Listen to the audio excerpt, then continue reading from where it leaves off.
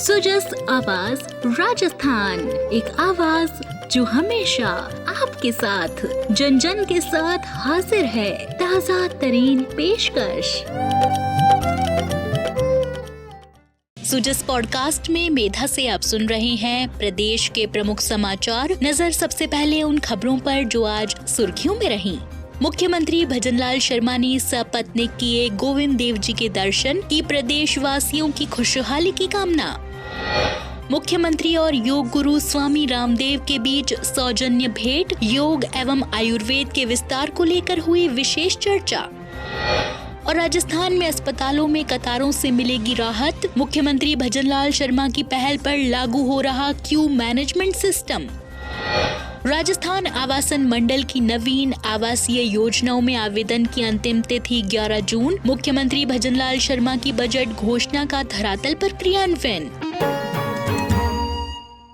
और अब सुनिए खबरें विस्तार से।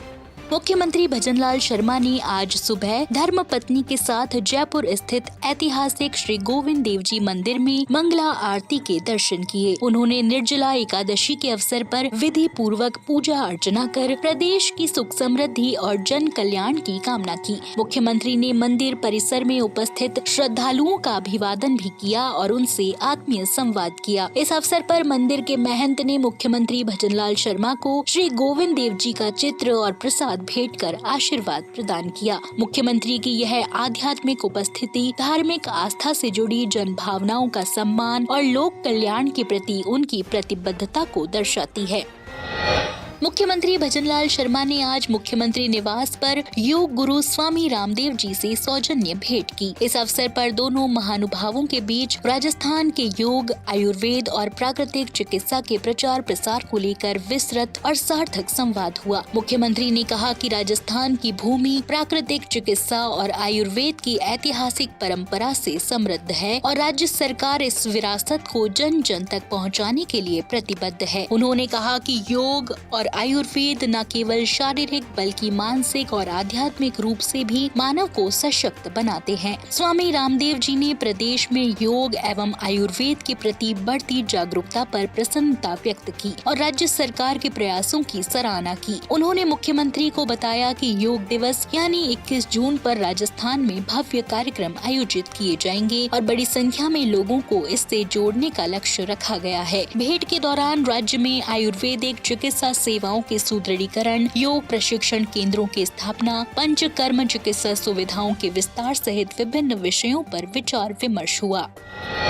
मुख्यमंत्री के नेतृत्व में 5 जून से 20 जून तक चलने वाले अभियान के अंतर्गत सभी जिलों में जल संचयन संरचनाओं का निर्माण, जल स्रोतों की सफाई, परंपरागत जलाशयों के पुनरुद्धार और वंदे गंगा कलश यात्रा जैसे कार्यक्रम आयोजित किए जा रहे हैं। इन कार्यक्रमों के माध्यम से आमजन को जल संरक्षण का महत्व समझाया जा रहा है। राजस्थान में जल और पर्यावरण संरक्षण को लेकर ऐतिहासिक पहल करते हुए मुख्यमंत्री ने वंदे गंगा जल संरक्षण जन अभियान और एक पेड़ मां के नाम वृक्षारोपण अभियान का जयपुर के रामगढ़ बांध से श्रमदान के साथ राज्य भर में विधिवत शुभारंभ किया। मुख्यमंत्री ने इस अवसर पर पर्यावरण संरक्षण और जल बचाने के संकल्प के साथ सिंदूर का पौधा भी रोपा। विश्व पर्यावरण दिवस के अवसर पर मुख्यमंत्री ने एक पेड़ मां के नाम अभियान को बढ़ावा देते हुए सभी नागरिकों से मानसून में एक पौधा लगाने और उसकी देखभाल करने की अपील की। इस अवसर पर राज्य सरकार की कई हरित परियोजनाओं की भी शुरुआत की गई। मुख्यमंत्री ने भरतपुर के गंगा माता मंदिर में पूजा अर्चना कर श्रद्धालुओं को गंगा जल,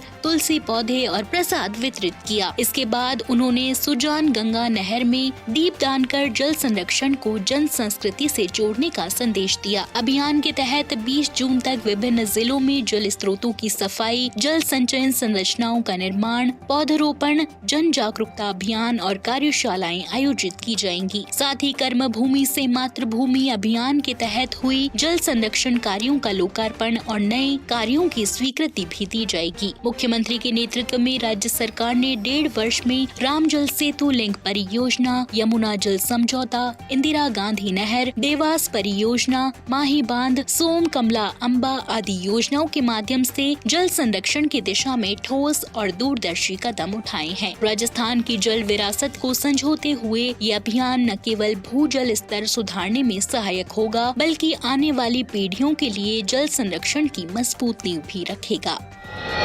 मुख्यमंत्री भजनलाल शर्मा की बजट घोषणा के अनुरूप राजस्थान आवासन मंडल द्वारा विभिन्न जिलों में शुरू की गई नवीन आवासीय योजना में आवेदन की अंतिम तिथि 11 जून 2025 निर्धारित की गई है। इन योजनाओं के तहत विभिन्न आय वर्गों के लिए जयपुर, धौलपुर, बारां और बूंदी में किफायती दरों पर फ्लैट्स और स्वतंत्र आवास उपलब्ध कराए जा रहे हैं। इन योजनाओं के अंतर्गत विभिन्न आय वर्ग के लिए जयपुर, धौलपुर, बारां और बूंदी में स्थित विभिन्न परियोजनाओं में फ्लैट्स और स्वतंत्र आवास उपलब्ध कराए जा रहे हैं। जयपुर की प्रताप नगर स्थित गंगा अपार्टमेंट में कुल 80 फ्लैट्स हैं। जयपुर के मानसरोवर स्थित गुलमोहर में 160 फ्लैट्स हैं, जिनमें डबल पार्किंग भी दी जा रही है। इसी के साथ ही बारां के गजनपुरा आवासीय योजना, बूंदी की लाखेरी आवासीय योजना और धौलपुर की बाड़ी रोड आवासीय योजना में विभिन्न आय वर्ग के लिए स्वतंत्र आवास उपलब्ध कराए जा रहे हैं। इन योजनाओं में आमजन के सपनों का आशियाना प्रचलित बाजार दरों की तुलना में बेहद किफायती दरों पर उपलब्ध है, बल्कि इनमें आवेदन प्रक्रिया भी बेहद सरल और पारदर्शी रखी गई है। इन योजनाओं को जनता का भरपूर समर्थन प्राप्त हो रहा है और अंतिम तिथि निकट आने के कारण आवेदन प्रक्रिया में तेजी देखी जा रही है। राजस्थान आवासन मंडल ने सभी पात्र नागरिकों से समय रहते आवेदन करने की अपील की है, ताकि वे अपने सपनों का घर सुरक्षित कर सकें।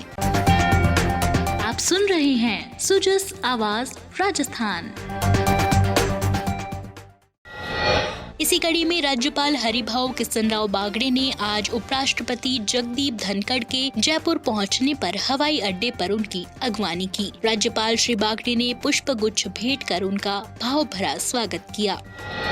राज्य में चिकित्सा सेवाओं को अधिक सुलभ और सुव्यवस्थित बनाने की दिशा में मुख्यमंत्री भजनलाल शर्मा की पहल और चिकित्सा मंत्री गजेंद्र सिंह खीवसर के मार्गदर्शन में क्यू मैनेजमेंट सिस्टम को प्राथमिकता से लागू किया जा रहा है। जयपुर के जयपुरिया और कांवटिया अस्पताल में इसे पायलट प्रोजेक्ट के रूप में शुरू किया गया है और इसके प्रारंभिक परिणाम उत्साहजनक और रोगियों के लिए अत्यंत लाभकारी सिद्ध हो रहे हैं। शनिवार सुबह चिकित्सा शिक्षा सचिव अम्बरीश कुमार ने इन अस्पतालों का दौरा कर क्यू मैनेजमेंट सिस्टम और अन्य स्वास्थ्य सुविधाओं का निरीक्षण किया। उन्होंने ओपीडी काउंटर पर जाकर टोकन व्यवस्था, मरीज पंजीकरण प्रक्रिया और प्रतीक्षा प्रणाली का प्रत्यक्ष अवलोकन किया। रोगियों ने बताया कि पहले पर्ची के लिए लंबी कतार में खड़ा रहना पड़ता था, लेकिन अब टोकन प्रणाली से कुछ ही मिनटों में पंजीकरण हो रहा है। डॉक्टर के कमरों के बाहर भीड़ नहीं होती और रोगी एलईडी स्क्रीन पर अपना नंबर देखकर प्रतीक्षा कक्ष में आराम से बैठ सकते हैं। इस व्यवस्था के लिए उन्होंने मुख्यमंत्री और चिकित्सा मंत्री का आभार जताया। चिकित्सकों का कहना है कि अब बिना भीड़ भाड़ के एकाग्रता से परामर्श दे पाना संभव हो रहा है। टोकन आधारित प्रक्रिया से रोगियों की बारी तय होती है, जिससे कार्य में पारदर्शिता बनी रहती है। साथ ही डिजिटल डाटा संधारण में भी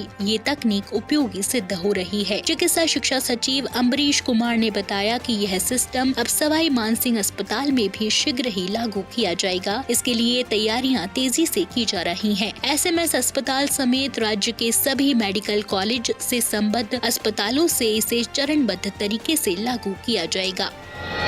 राजस्थान सरकार ने Rajasthan government health scheme RGHS के संचालन की जिम्मेदारी अब चिकित्सा एवं स्वास्थ्य विभाग को सौंप दी है। योजना के बेहतर क्रियान्वयन, अस्पतालों की फार्मेसी स्टोर्स के इम्प्लीमेंट और क्लेम प्रक्रिया को पारदर्शी और सरल बनाने की दिशा में विभाग ने कार्य शुरू कर दिया है। योजना के प्रबंधन में अब नया ढांचा और सुधारों के साथ पारदर्शिता लाई जाएगी। योजना का संचालन अब Rajasthan state health assurance agency के माध्यम से होगा, जो पहले से ही मुख्यमंत्री आयुष्मान आरोग्य योजना का प्रभावी संचालन कर रही है। प्रमुख शासन सचिव गायत्री राठौड़ की अध्यक्षता में योजना के अंतर्गत पहली समीक्षा बैठक आयोजित की गई, जिसमें सुधारों के लिए स्पष्ट दिशा निर्देश दिए गए। इस अवसर पर राष्ट्रीय स्वास्थ्य मिशन की अतिरिक्त मिशन निदेशक डॉक्टर टी शुभमंगला, RGHS और मुख्यमंत्री आयुष्मान योजना से जुड़े अधिकारी भी उपस्थित रहे।